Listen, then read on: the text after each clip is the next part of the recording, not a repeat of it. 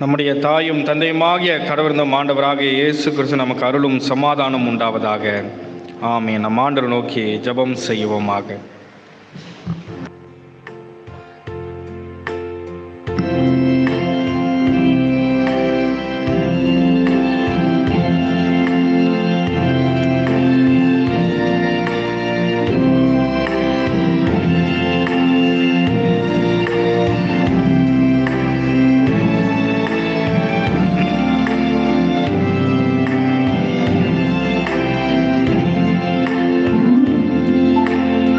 அசைவாடும் ஆவியே, தூய்மையே ஆவியே, இடம் அசைய உள்ளம் நிரம்ப இறங்கி வாருமே. இடம் அசைய உள்ளம் நிரம்ப இறங்கி வாருமே. பலனடைய நிரப்பிடுமே பலத்தின் ஆவியே. பலனடைய நிரப்பிடுமே பலத்தின் ஆவியே. கனமடைய ஊற்றிடுமே ஞானத்தின் ஆவியே. கனமடைய ஊற்றிடுமே ஞானத்தின் ஆவியே. அசைவாடும் ஆவியே, தூய்மையே ஆவியே, இடம் அசைய உள்ளம் நிரம்ப வாருமே.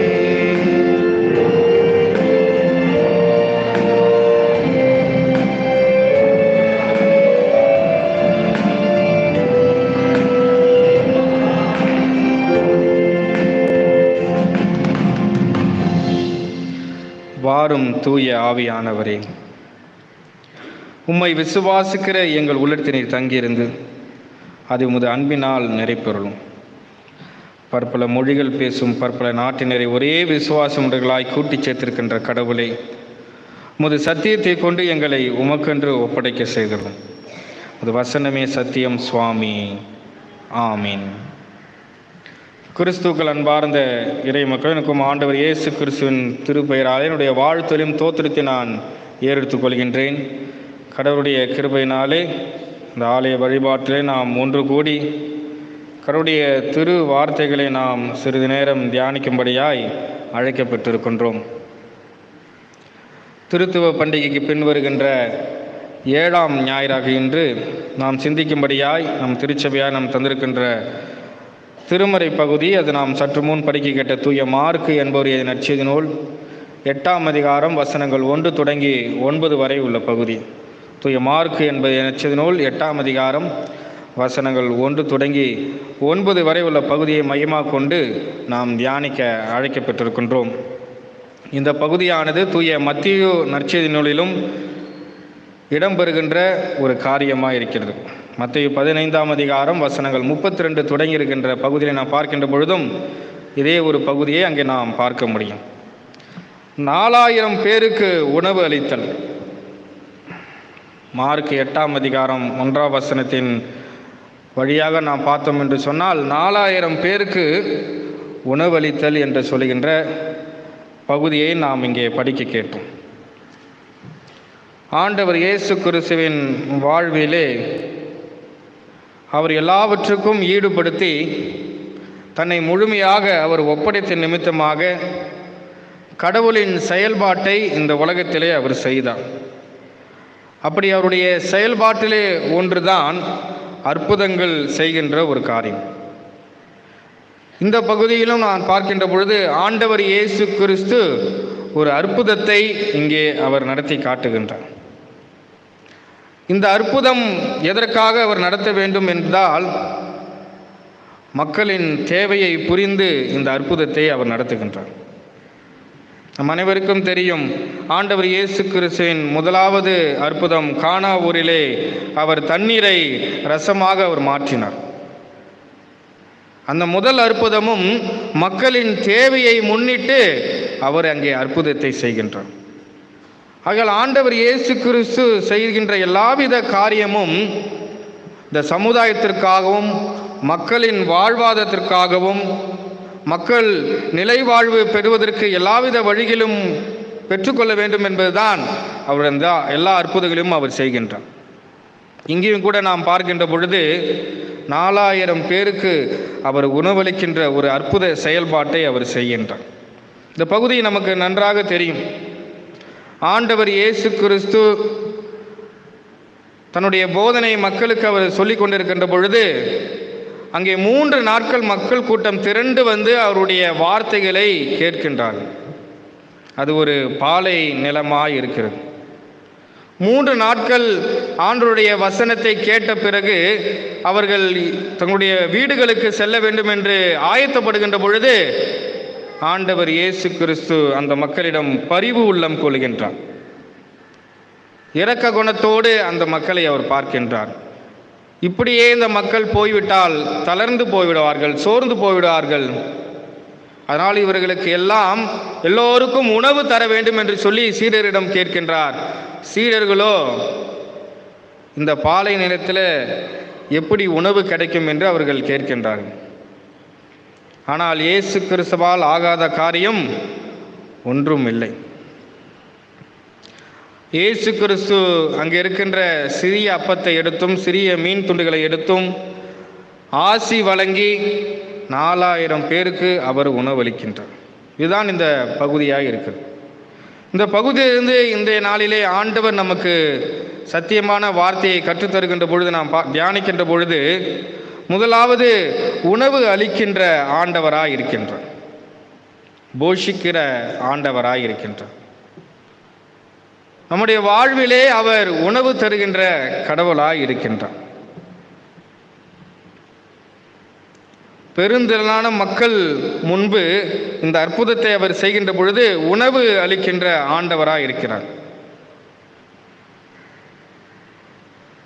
சிறிய உணவு, திருப்தியான மக்கள், சிறிய உணவுதான்.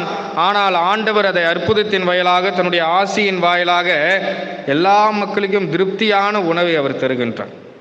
உணவு அளிக்கின்ற ஆண்டவராய் இருக்கின்றார்.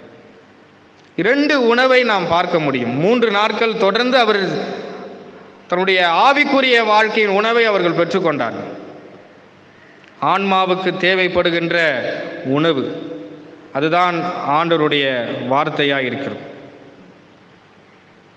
ஆண்டவருடைய வார்த்தையை நாம் திருமறையில் பார்க்கின்ற பொழுது யோவான் 11ஆம் அதிகாரம் 1ஆம் அதிகாரம் 1ஆம் வசனத்தை நாம் பார்க்கின்றோம்.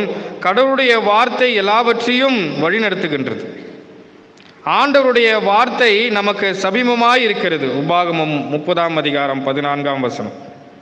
கடவுளுடைய வார்த்தை, கடவுளுடைய வசனம் விதையாய் இருக்கிறது. லூக்கா 8ஆம் அதிகாரம் 11ஆம் வசனம். அது நமது இருதயத்தில் இருந்தால் அது உயிர்ப்பிக்கின்றது என்று சங்கீதம் 119, சங்கீதம் 50ஆம் சங்கீதம் 105ஆம் சங்கீதத்திலும் முழுமையாக நாம் பார்க்க முடியும்.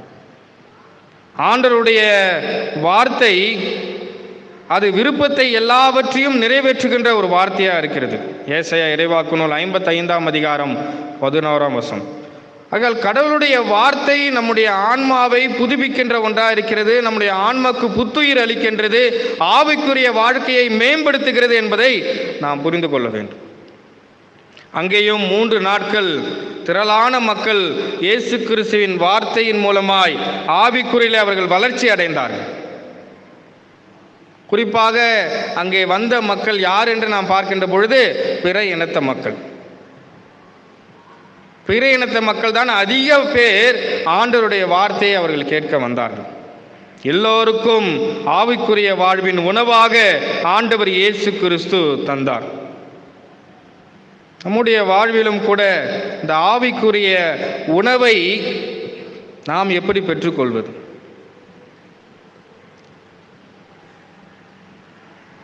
பல நேரங்களிலே இந்த வார்த்தையை நான் கேட்டிருக்கின்றேன். நம்முடைய திருச்சபையிலே ஆவிக்குரிய காரியம் நடக்கலைங்க. நம்முடைய திருச்சபையிலே எனக்கு ஆவிக்குரிய உணவு கிடைக்கலைங்க. ஆனால் அந்த திருச்சபையில் நல்ல உணவு, ஆவிக்குரிய உணவு தராங்க.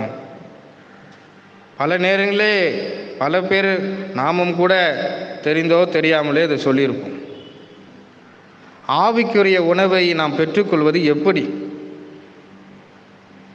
நான் சிறியவனாயிருந்தேன், எனக்கு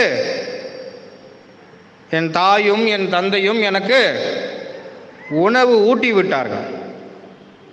நான் வளர்ந்து பெரியவனாய் ஆகிவிட்டேன், ஞானஸ்தானம் பெற்றுவிட்டேன், திடப்படுத்தல் பெற்றுவிட்டேன், திருவிருந்திலே பங்கு கொள்கின்றேன். எல்லாவித நல்ல காரியங்களும் தீமையான காரியம் எனக்கு நன்கு தெரியும். இன்னும் நாம் என்ன எதிர்பார்க்குறோன்னா ஸ்பூன் ஃபீடிங் தான் எதிர்பார்க்குறோம்.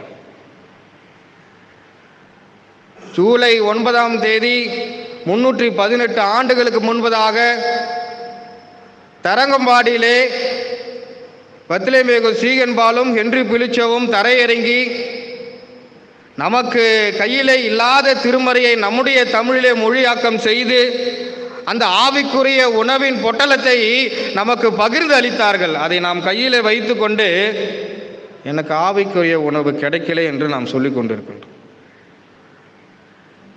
பல நேரங்களிலே ஆவிக்குரிய உணவை நாம் தான் அதை ஆயத்தம் செய்து நாமே அதை பெற்றுக்கொள்வதற்கு ஆயத்தமாக இருக்க வேண்டும். பாரம்பரியத்திலே வளர்ந்த நாம் ஆவிக்குரிய உணவு பிறர் எனக்கு தர வேண்டும் என்று நாம் எதிர்பார்த்து கொண்டிருந்தால் நாம் எப்படி இயேசுவை அறியாத ஒரு மாற்றின மக்களுக்கு ஆவிக்குரிய உணவை நாம் சொல்ல முடியும்? சிந்தித்து பார்க்க நாம் அழைக்கப்பட்டிருக்கின்றோம். அங்கே புற இனத்த மக்கள் மேசியாவை குறித்து அந்த அளவுக்கு அவர்களுக்கு தெரியாது, ஆண்டவருடைய அன்பு புரியாது. அவர்கள் பலவிதமான தெய்வத்தையும் பழக்க வழக்கங்களும் கொண்டிருந்தார்கள். அவர்கள் ஆவிக்குரிய உணவை தேடி வந்தார்கள். 3 நாட்கள் அவர்கள் பெற்றுக்கொண்டார்கள். ஆனால் கிறிஸ்தவனாய் பிறந்து வளர்ந்து நாம் இன்னும் ஆவிக்குரிய உணவை எங்கே கிடைக்கும் என்று சொல்லி எப்படி நல்ல ஹோட்டலை தேடி நம்ம போகிறோமோ அப்படி தான் பல நேரம் எங்கே ஆவிக்குரிய உணவு கிடைக்கும்னு தெரிஞ்சு நம்ம போய்கிட்டோம். அது எங்கேயும் இல்லை, நம் கரங்களில் தான் இருக்கிறது. நாள்தோறும் திருமறையை படிக்கின்ற பொழுது நம்முடைய ஆவிக்குரிய வாழ்வு மேன்மைப்படும்.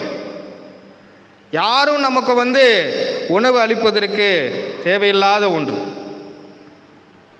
நாம் ஆவிக்குரிய உணவை பெறுவதற்கு நாமவே செயல்பட வேண்டும் என்பதுதான் ஆண்டவருடைய விருப்பமாய் இருக்கிறது. இரண்டாவது, ஆண்டவர் இயேசு கிறிஸ்து அந்த மக்களுக்கு உடலின் தேவையாய்ப்படுகின்ற பசிக்காக உணவை அவர் தருகின்றார். 4000 பேர் உள்ள மக்களுக்கு அவர் போஷிக்கின்ற கடவுளாய் அவர் இருக்கின்றார். இது ஒன்றும் ஆண்டவருக்கு புதிதான ஒரு அற்புதம் கிடையாது. இது ஒன்றும் ஆண்டவருக்கு புதிதாய் செயல்படுத்துகின்ற ஒரு காரியம் கிடையாது. பழைய ஏற்பாட்டு பகுதியில் பல காரியத்தை நாம் பார்த்திருக்கின்றோம். யாத்திராகம் புஸ்தகம் 17ஆம் அதிகாரம் 18ஆம் வசனத்திலே இஸ்ரேல் மக்கள் எகிப்திலிருந்து அடிமையாய் இருந்த பொழுது கடவுளுடைய தூதனாய் மனிதனாய் மோசே அவர்கள் விடுதலைக்கு பாலை நிலத்திலே வழி நடத்துகின்ற பொழுது அங்கே மன்னாவையும் காடையும் தந்து அவர் உணவளித்து அவர் போஷிக்கின்றார். தேவைப்படுகின்ற பொழுதெல்லாம் நம் பசியை ஆற்றுகின்ற ஆண்டவராய் அவர் இருக்கின்றார். ஆதி திருச்சபையில கூட நாம் திருமறையின் அடிப்படையில் நாம் பார்க்கின்ற பொழுது அவர்கள் ஏழை மக்களுக்கும் விதவைகளுக்கும் அனாதைகளுக்கும் அவர்கள் உணவளித்து தங்களுடைய நற்செய்தியை பகிர்ந்தார்கள். தேவைப்படுகிறவர்களை சந்தித்து உணவளிக்கின்ற பொழுது அது நிச்சயமாக அவர்கள் ஆவிக்குரிய வாழ்விலை வழிநடத்துவதற்கு ஒரு அடிப்படை காரணமாயிருக்கும். இங்கே ஆண்டவர் இயேசு கிறிஸ்து சிறிதாயிருக்கின்ற அப்பத்தையும் மீன்களையும் எடுத்துக்கொண்டு அவர் 4000 பேருக்கு அவர் உணவளிக்கின்றார். அது மட்டுமல்லாமல் எல்லோரும் வயிறு நிறைய சாப்பிட்டார்கள். அதை காட்டிலும் 7 குடைகள் நிரம்ப அவர்கள் சேமித்தார்கள். அப்படி என்றால் ஆண்டவருடைய அந்த அன்பு, அந்த பரிவு உள்ளம் அந்த மக்களிடம் எவ்வளவு இருந்ததை நாம் புரிந்து கொள்ள வேண்டும். நம்முடைய வாழ்க்கையிலும் ஆண்டவருடைய ஆசீர்வாதத்தையும் அருட்கொடைகளும் பெற்றிருக்கின்ற நாம், நமக்கு போதும் அளவுக்கு மீறி ஆண்டவர் ஆசி வழங்கினால் நிச்சயமாக ஆண்டவர் ஏதோ ஒன்றை நம்மிடம் எதிர்பார்க்கிறார் என்பதை நாம் புரிந்து கொள்ள வேண்டும். இந்த 7 கூடையில சேர்த்து வச்சதுக்கு பிறகு ஒரு வரலாறு சொல்லுகிறார்கள். அவர் அதுக்கப்புறம் ஆண்டவர் இயேசு கிறிஸ்து ஊழியத்திற்கு வேற இடங்களுக்கு போகின்ற பொழுது அது 7 கூடைகள் இருக்கின்ற அப்பத்தையும் ஏழை மக்களுக்கு கொடுத்தார்கள் என்று சொல்லி, ஆண்டவர் நம்முடைய வாழ்வில் நமக்கு போதுமானவராய் இருக்கிறார். அதையும் தாண்டி ஆசீர்வாதத்தையும் எல்லாவித சுகத்தையும் எல்லாவித ஐஸ்வர்யத்தையும் அவர் தருகிறார் என்று சொன்னால் அது ஒரு நோக்கத்திற்காக அவர் தருகிறார் என்பதை நாம் புரிந்து கொள்ள வேண்டும். அது என்ன நோக்கம் என்று சொன்னால், பசியாய் இருக்கிறவர்களுக்கு அதை நாம் கொடுக்க வேண்டும். ஏழை மக்களுக்கு, கைம்பெண்களுக்கு, விதவைகளுக்கு, அனாதைகளுக்கு நாம் கொடுத்து உதவி செய்ய வேண்டும் என்பதுதான் அவருடைய விருப்பமாக இருக்கிறது. ஆண்டவர் உடலின் தேவையை அவர் சந்திக்கின்ற கடவுளாக இருக்கிறார். ஆண்டவர் இயேசு கிறிஸ்து சொல்கிறார், நானே ஜீவ அப்பமாய் இருக்கிறேன், நானே ஜீவ அப்பமாய் இருக்கிறேன்.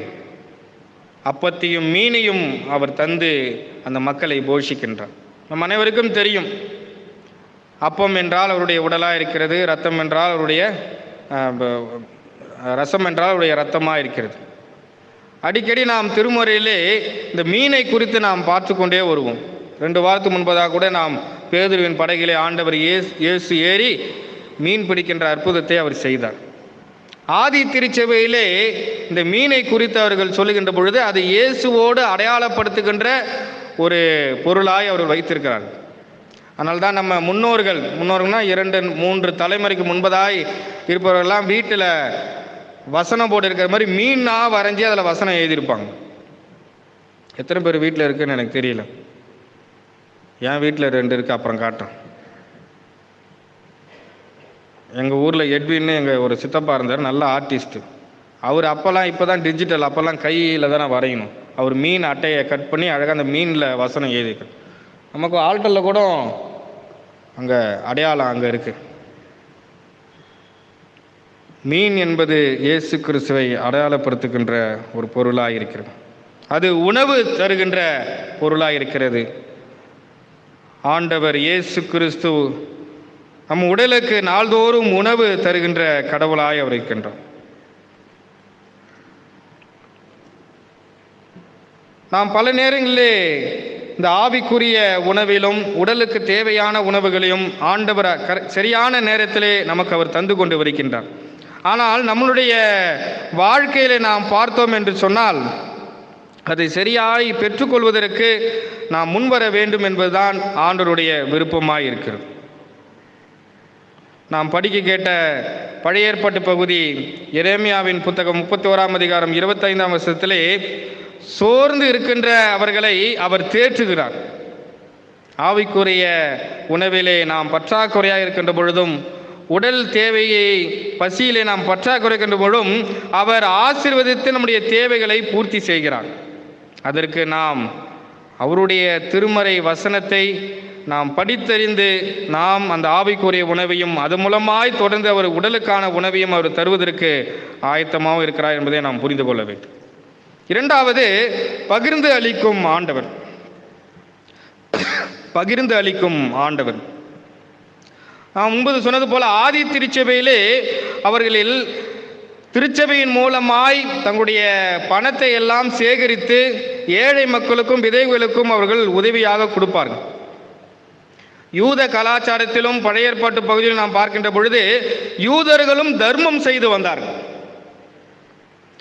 வீடுகள் தோறும் அவர்கள் எல்லாவித காரியத்தையும் பெற்று கடைகள் தோறும் பணம் வாங்கி ஏழைகளுக்கும் விதவைகளுக்கும் அனாதைகளுக்கும் அவர்கள் தர்மம் செய்து வந்தார்கள். தமிழ் பண்பாட்டிலே ஒன்று சொல்வார்கள், உண்டி கொடுத்தோர் உயிர் கொடுத்தோரே என்று சொல்லி. பகிர்ந்து அளிக்கின்ற பொழுது ஆண்டவருடைய அன்பையும் நேசத்தையும் நாம் புரிந்து கொள்ள முடிகிறது. நம்முடைய திருச்சபையில் கூட இந்த நடைமுறை இருந்து கொண்டுதான் இருக்கிறது. உங்கள் அனைவருக்கும் தெரியும், பத்திரம்பேகு சீகன்பால் அவர்கள் தரங்கம்பாடியிலே நியூ ஜெருசலேம் ஆலயம் கட்டுவதன் பின்னணியம் என்று நமக்கு தெரியும். இது ஒரு சாதாரணமான ஒரு நிகழ்விலே அவர் கட்டிவிடவில்லை. ஜூலை 9ஆம் தேதி இந்த காரியத்தை நான் சொன்னேன், வந்தவர்களுக்கு தெரியும்.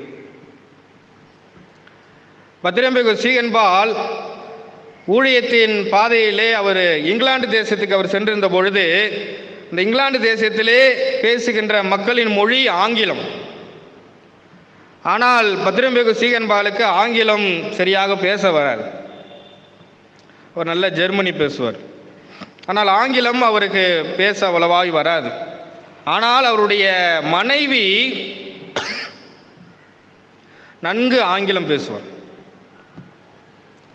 அந்த மனைவி, அவருடைய மனைவி தான் இங்கிலாந்து தேசத்திலே எல்லா மக்களிடம் சென்று இந்தியாவுக்காக, குறிப்பாக தரங்கம்பாடியில் ஊழியம் செய்வதற்காக டொனேஷன் கலெக்ட் பண்ணி கிட்டத்தட்ட $10,000, அப்போவே $10,000, அந்த $10,000 அவர்கள் பெற்றுக்கொண்டு சீகன்பால் இங்கே மீண்டும் தரங்கம்பாடிக்கு வந்து அந்த $10,000 கட்டின ஆலயம் தான் அந்த நியூ ஜெருசலேம் ஆலயம். அங்கே இங்கிலாந்து தேசத்திலே தங்களுடைய இயேசுவின் அன்பை அவர்கள் பகிர்ந்து கொடுத்த நிமித்தமாக நாம் இன்று வரலாறை சொல்லிக் கொண்டு இருக்கின்றோம். அவர்கள் பகிர்ந்தார்கள், இன்று நாம் வாழ்வடைகின்றோம். நாம் பகிர்ந்தால் நிச்சயமாக நம்முடைய சந்ததிகள் வாழ்வடையும் என்பதை நாம் புரிந்து கொள்ள வேண்டும். இயேசு கிறிஸ்து அந்த அப்பத்தை ஆசீர்வதித்து சீடரிடம் பகிர்ந்து கொடுக்க சொல்லுகின்றார். எல்லோரும் எல்லாவற்றையும் பெற்றுக்கொண்டார்கள். நம்முடைய வாழ்விலும் எல்லாவற்றையும் பகிர்ந்து கொடுக்கின்ற பொழுது ஆசீர்வாதத்தை நாம் பெறுவோம். குறிப்பாக இந்த உணவை குறித்து நாம் பார்க்கின்ற பொழுது, எல்லாரும் ஒரு நாளைக்கு எவ்வளோ சாப்பிடுவாங்க? இன்னைக்கு கொஞ்சம் மந்தமாக தான் இருக்கு. காலையில் 8:30 மணிக்கே பார்த்தேன், மேகம் அப்படியே மறைஞ்சிக்கிட்டே இருந்துச்சு. சரி, யாரும் வரமாட்டாங்க போல் கோயிலுக்கு. பரவாயில்ல, இத்தனை பேர் வந்துருக்கிறீங்க. ஒரு நாளைக்கு நம்ம எவ்வளோ சாப்பிடுவோம்? எவ்வளோ அளவு, குவான்டிட்டி?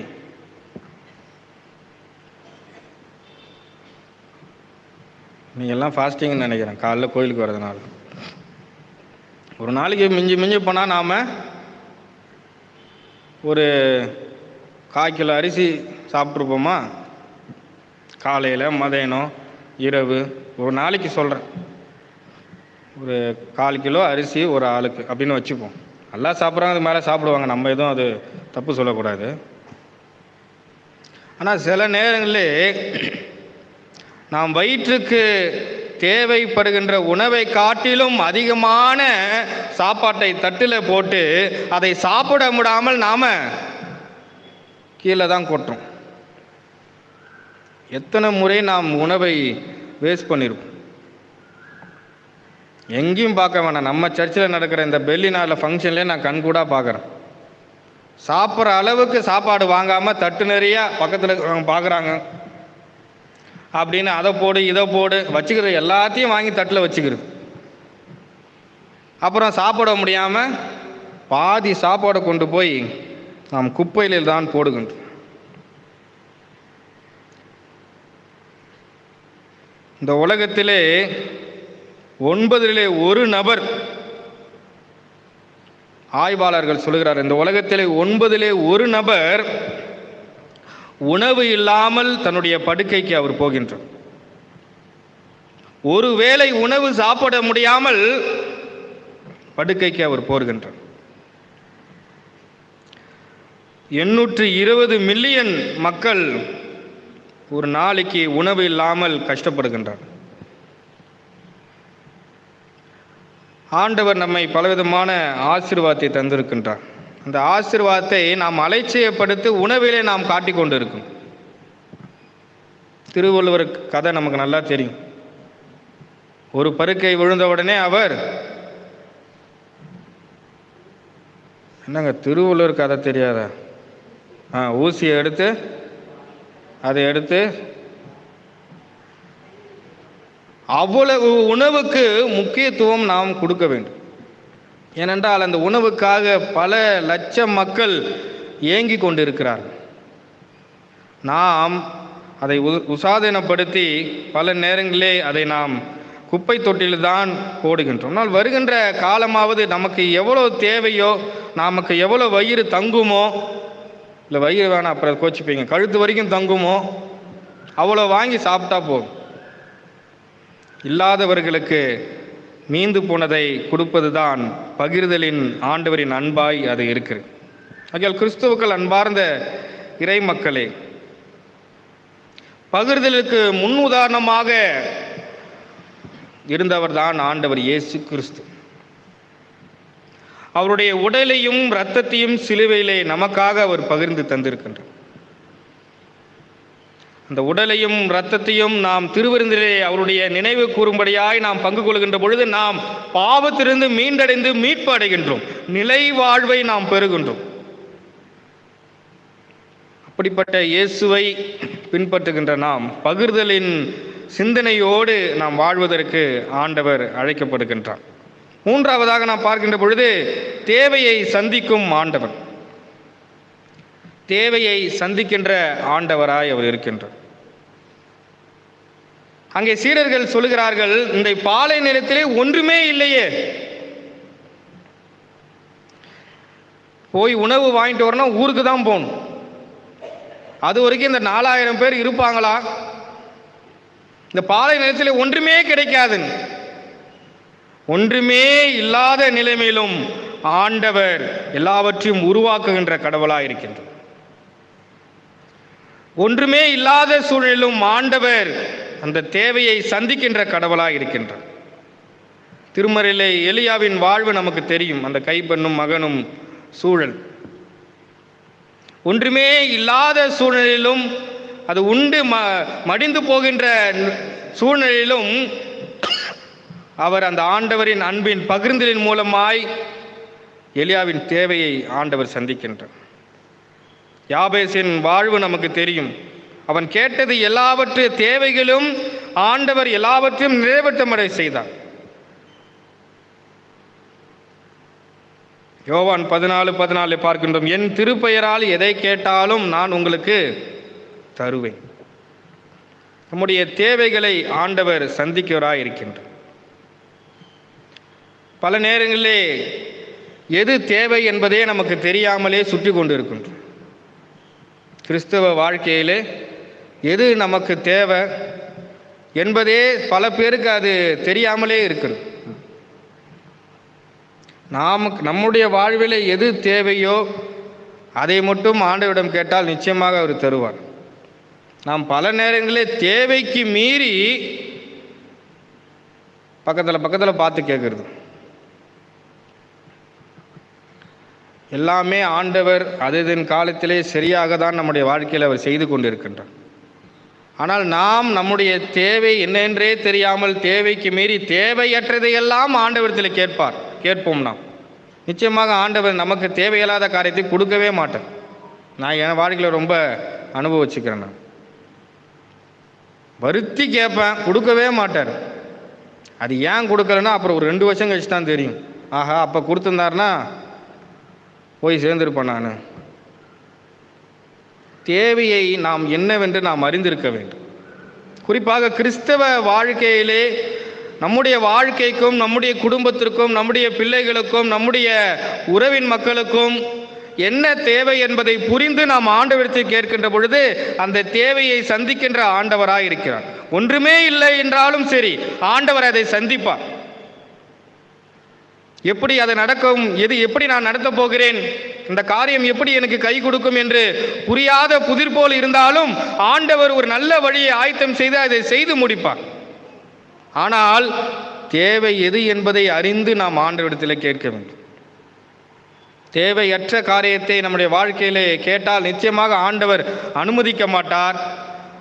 அதனால் ஆண்டவர் மேலே கோச்சிக்கிட்டு சரியாக கோயிலுக்கு வராமல், சரியாக பைபிள் படிக்காமல், கூட்டங்களுக்கு பங்கேற்காமல், ஆண்டவர் நான் கேட்டேன் இது கொடுக்கல, என் தேவையை சந்திக்கலை, அதனால் நான் ஆண்டவர் மேலே கோச்சிக்கிட்டேன்.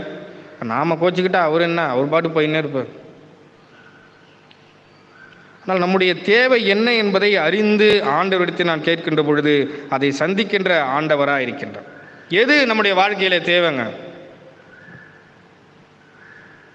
எது நம்முடைய வாழ்க்கையிலே தேவை?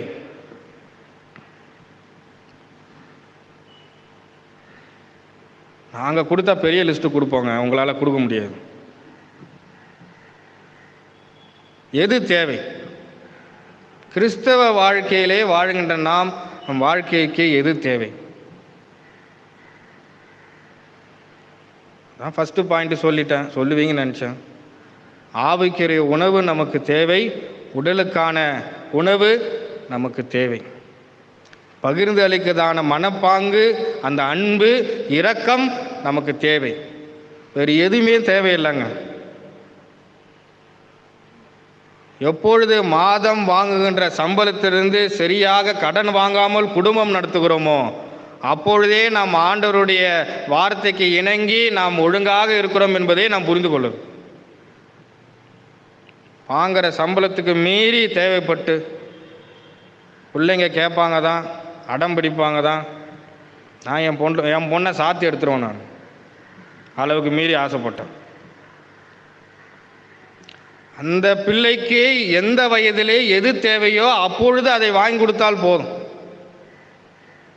இந்த உலகம் பிள்ளைகளை அது தீய வழியில் தான் அழைத்து செல்லும், அதை ஒன்றும் பண்ண முடியாது நம்ம. ஆனால் நாம் தான் அவருடைய தேவைகளை அறிந்து நாம் செய்யப்படும். எது தேவை என்றால் நல்ல ஆன்மீக உணவு நான் என்னுடைய வாழ்க்கையில் நான் பெற்றுக்கொள்வேன். அதன் மூலமாக நாம் நிலை வாழ்வு பரலோக ராஜ்யத்தில் நான் செல்ல முடியும். அன்றாட தேவையான என் வயிற்றுக்கு பசிக்கு உணவு தேவை. அது ஆண்டவர் தந்தால் எனக்கு அது போதுமானதாக இருக்கும். ஆண்டவருடைய அன்பை ருசித்திருக்கின்ற நாம் அந்த அன்பை பிறருக்கும் பகிர்ந்து அளிக்கின்ற அந்த அறிவும் ஞானமும் அன்பும் இரக்கமும் தேவை என்பதை நாம் ஆண்டவரிடத்திலே கேட்க வேண்டும். இதையெல்லாம் நாம் கேட்பதை விட்டுவிட்டு எல்லாவித தீய எண்ணத்திலோடு நாம் எல்லாவற்றையும் நாம் கேட்கின்றோம். இன்னும் மட்டும் வருகின்ற காலங்களில் இதை நீங்கள் கேட்டு பாருங்கள். நாம் இணைந்தே கேட்போம். ஆண்டவரே எனக்கு இது மட்டும் கொடுங்க போதும். அதன் காலத்திலே ஆண்டவர் நேர்த்தியாக அவர் செய்வார். ஆகாயத்து பறவைகள் பார்கள், அவைகள் ஒன்றுமே செய்யலை. அவருடைய தேவையே ஆண்டவர் அற்புதமாய் சந்திக்கின்றார். நம்முடைய தேவையை நிச்சயமாக ஏற்ற நேரத்தில் சந்திப்பார். ஆனால் நாம் கேட்க வேண்டியது, ஆண்டவரே உம்முடைய வார்த்தை எனக்கு போதும், அது எனக்கு தேவை. உம்முடைய அன்பு எனக்கு தேவை, அதுவே எனக்கு போதுமானது. நீர் எப்படி உம்முடைய உடலை சிலுவையிலே பகிர்ந்தளித்து இந்த உலகம் முழுவதும் மீட்படைவதற்கு நீர் செஞ்சீரோ அதே பகிர்தலின் உணர்வு ஞானம் எனக்கு தேவை என்று நாம் கேட்க வேண்டும். பின்பு எல்லாவற்றையும் ஆண்டவர் நிச்சயமாக தருவார். ஆகையால் கிறிஸ்துவுக்கள் அன்பார்ந்த இறை மக்களே, இந்த திருத்துவ பண்டிகைக்கு பின்வரும் 7ஆம் ஞாயிறாக இன்று ஆண்டவர் நம்முடைய வாழ்க்கையில் அற்புதம் செய்ய ஆயத்தமாக இருக்கின்றார். அவருடைய வார்த்தைக்கு இணங்கி நாம் வாழ்வோம். ஆண்டவர் நம்முடைய தேவையை சந்திக்க ஆயத்தமாக இருக்கின்றார். பகிர்தல் உணர்வோடு கிறிஸ்துவ வாழ்க்கையை நாம் நடத்துவோம். நிச்சயமாக ஆண்டவர் நம்மையும் நம்முடைய குடும்பத்தையும் சந்ததியும் திருச்சபையும் சமுதாயத்தையும் ஆசீர்வதித்து வழிநடத்துவாராக. ஆமென். நம் ஆண்டவர் நோக்கி ஜெபம் செய்வோமாக. பரிசுத்தமுள்ள நல்ல கடவுளே, கேட்ட உமது திரு வார்த்தைக்காக உமக்கு நாங்கள் நன்றி செலுத்துகின்றோம். ஆண்டவரே, அன்றைய நாளிலே 4000 பேரின் தேவைகளை சந்தித்து ஆவிக்குரிய உணவும் உடல் ரீதியாய் ஏற்பட்ட உணவையும் நீர் தந்து அவர்களை போஷித்து அதற்காகவும் நன்றி செலுத்துகின்றோம். இப்பொழுதும் ஆண்டவரே அதே சூழ்நிலையில் நாங்களும் இருக்கின்றோம். எங்களுடைய தேவைகளும் நீர் அறிந்திருக்கின்றீர். நீர் எங்களுக்கு அந்த தேவையெல்லாம் பூர்த்தி செய்ய வேண்டுமாய் ஜெபிக்கின்றோம். குறிப்பாக இந்த உலகத்திலே உணவுக்காக ஏங்கிக் கொண்டிருக்கின்ற ஏழை எளிய மக்களுக்காக எல்லோரும் ஆண்டவரே உம்முடைய சாயலாய் படைக்கப்பட்டவர்கள், உம்முடைய பிள்ளையாய் இருக்க அவர்கள் அனைவரும் நாள்தோறும் உணவு பெற்றுக்கொள்வதற்கான சூழலை ஏற்படுத்தி தாரும். எங்களை சார்ந்திருக்கின்ற ஏழை மக்களை நாங்கள் கண்டறிந்து நீர் எங்களுக்கு ஆசுரமாய் தந்த வாழ்விலிருந்து அன்பின் நிமித்தமாய் பகிர்ந்தெடுத்து அவர்களையும் போஷிப்பதற்கு எங்களை உந்துதல் செய்திருளும், ஞானத்தை தந்திருளும். தொடர்ந்து ஆண்டவரே உடைய வாழ்வை முழுமையாக உம்மிடத்தில் ஒப்படைக்கின்றோம். நீரே வழிநடத்தும், ஆசீர்வதி. இவை அனைத்தும் ஆண்டவர் மீட்பர் கிறிஸ்து இயேசு வழியாக வேண்டுகிறோம். அன்பு நிறைந்த நல்ல கடவுளே, ஆமீன். கிறிஸ்துவுக்கள் அன்பார்ந்த இறைமக்களை, மீண்டும் உங்கள் எனக்கும் ஆண்டவர் இயேசு கிறிஸ்துவின் திருநாமத்தினாலே என்னுடைய தோத்திரையும் வாழ்த்தையும் நான் தெரிவித்துக் கொள்கின்றேன். திருச்சபையாருக்கு அறிவிக்க வேண்டிய காரியங்கள்.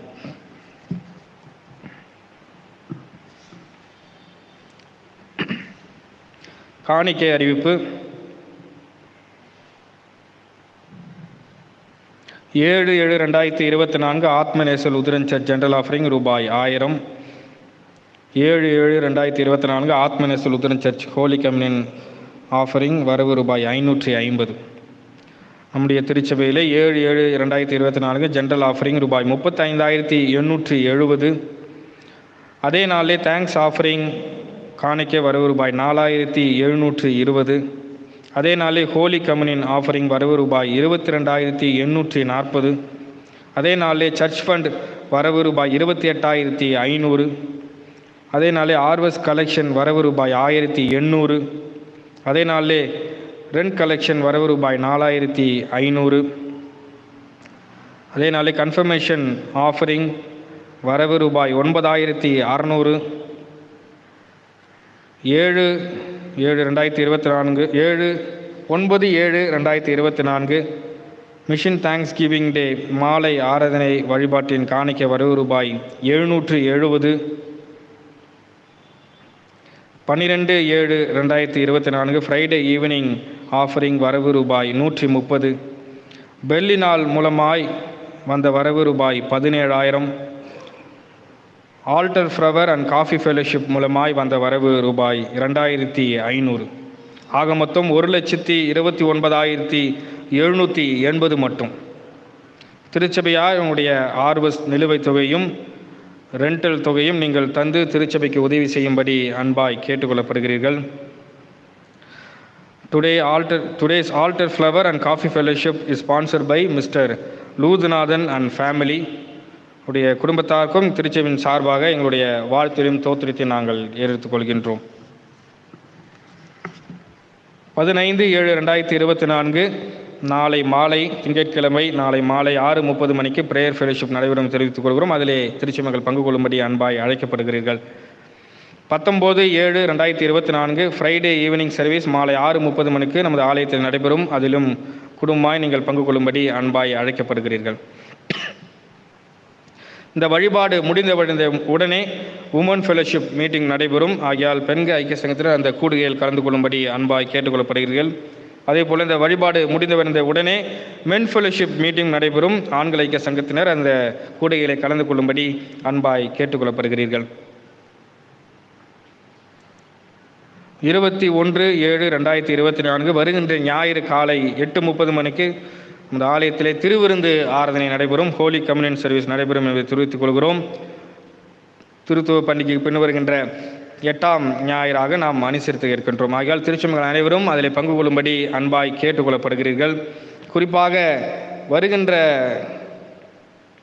ஞாயிற்றுக்கிழமை அன்று ஆலய வழிபாடு முடிந்தவுடனே நமது திருச்சபையில் இருக்கின்ற பெண்கள் ஐக்கிய சங்கத்தினர் இணைந்து பிரேக்ஃபாஸ்ட் சேல் அவர்கள் ஆயத்தம் செய்ய இருக்கிறார்கள்.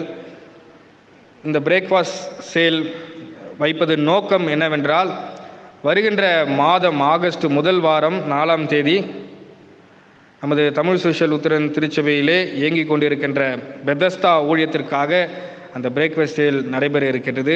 ஆகையால் திருச்சபை மக்கள் அதில் உற்சாகமாக நீங்கள் பங்கு கொண்டு உங்களுடைய நன்கொடைகளையும் நீங்கள் தரும்படி அன்பாய் கேட்டுக்கொள்ளப்படுகிறீர்கள். அதனால் அடுத்த வாரம் வருகின்ற பொழுது யாரும் சாப்பிடாம வாங்க. இங்கே காசு கொடுத்து சாப்பிடுங்க.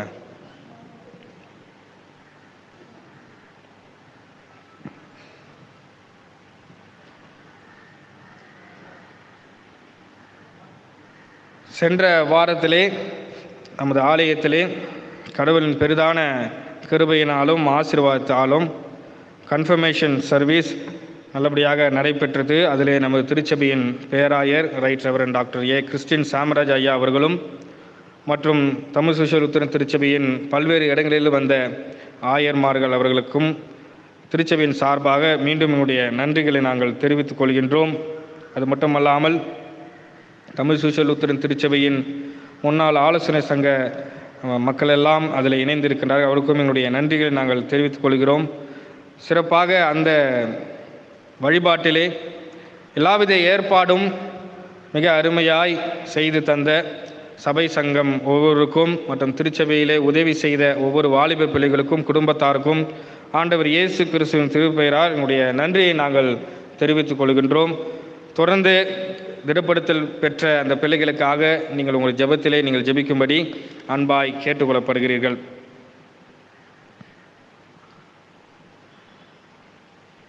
சென்ற வாரத்திலே அந்த ஆலய வழிபாட்டிலே நாம் ஒரு 4 மாதங்களாக யூடியூப் லைவ் நாங்கள் ட்ரையல் பார்த்துட்டு வந்துக்கிறோம். அது சென்ற வாரத்திலிருந்து நமது தமிழ் சுவிசேஷ லுத்தரன் திருச்சபை பாவநாச லுத்தரன் திருச்சபை பெங்களூர் யூடியூபிலிருந்து அதை நாம் போட்டு இருக்கின்றோம். சென்ற வாரத்திலிருந்து அது நடைமுறைக்கு வந்துவிட்டது. ஆகையால் திருச்சபைக்கு வர முடியாத மக்கள் அதில் நீங்கள் பார்த்து பயனடையும்படி அன்பாய் கேட்டுக்கொள்ளப்படுகிறீர்கள். இதை நான் சொல்லாமல் இருக்கணும்னு, ஏன்னா சொல்லிட்டா நிறைய பேர் அங்கேயே உட்காந்து பார்த்துருவீங்கன்னு. ஆனால் நம்ம அது சொல்லி தான் ஆகணும். ஏன்னா இது ஒரு மகிழ்ச்சியான ஒரு தருணம். பல திருச்சபை போல் நம்முடைய ஆலயத்திலும் நமது யூடியூப் சேனலிலே லைவ் ஸ்ட்ரீம் ஞாயிறு தோறும் அது நடைபெறுகிறது. அதை பார்த்து நீங்கள் ஆசீர்வாதம் பெற்றுக்கொள்ளும்படி அன்பாய் கேட்டுக்கொள்கிறது. இதற்கு மிக ஒத்துழைப்பும் உதவி செய்கின்ற திரு வசீகரன் வில்லியம் ஐயா அவர்களுக்கு திருச்சபையின் சார்பாக என்னுடைய நன்றிகளை நாங்கள் தெரிவித்துக் கொள்கின்றோம்.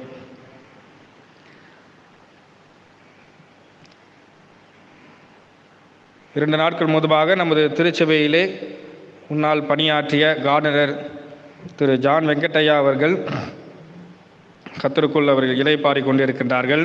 அவருடைய அடக்க வழிபாடு நேற்று நடைபெற்றது. திருச்சபை மக்களும் பெண்கள் ஐக்கிய சங்கத்தினரும் சபை சங்கமும் இணைந்து அந்த அடக்க வழிபாட்டிலே நல்லபடியாக நடத்தி கொடுத்தார்கள்.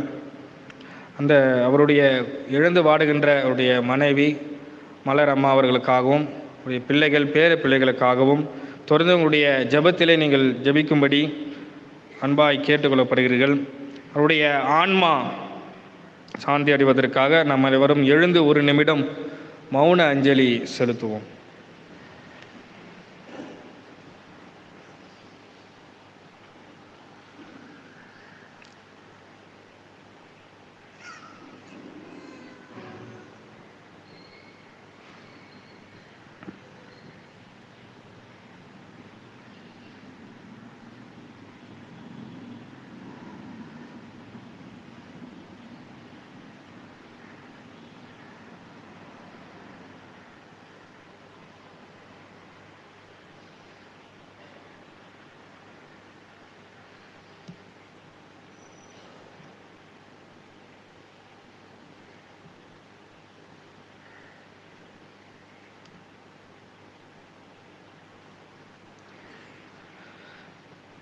ஜெபம் செய்வோம். இரக்கமுள்ள நல்ல கடவுளே,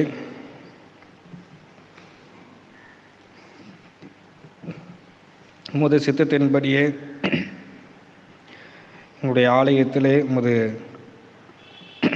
சர்வீஸை செய்த உங்கள் அன்பு ஐயா திரு ஜான் வெங்கட்டையா அவருடைய ஆன்மாக்காக நன்றி செலுத்துகின்றோம்.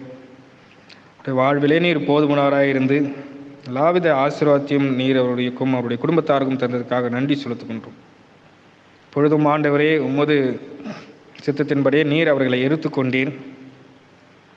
அவர்களை பிரிந்து வாடுகின்ற அன்பு குடும்பத்தார், பிள்ளைகள், மனைவி, பேர பிள்ளைகள் குடும்பம் அனைவருக்காகவும் மொத்த நாங்கள் ஜெபிக்கின்றோம். உலகம் தரக்கூடாத தெய்வீக சமாதானத்தை நீர் பரத்திலிருந்து அவருடைய குடும்பத்தாருக்கு தந்து உமது வார்த்தையின் மூலமாய் அவர்களை ஆற்றி தேற்றி வழிநடத்த வேண்டுமாய் மொத்த நாங்கள் ஜெபிக்கின்றோம்.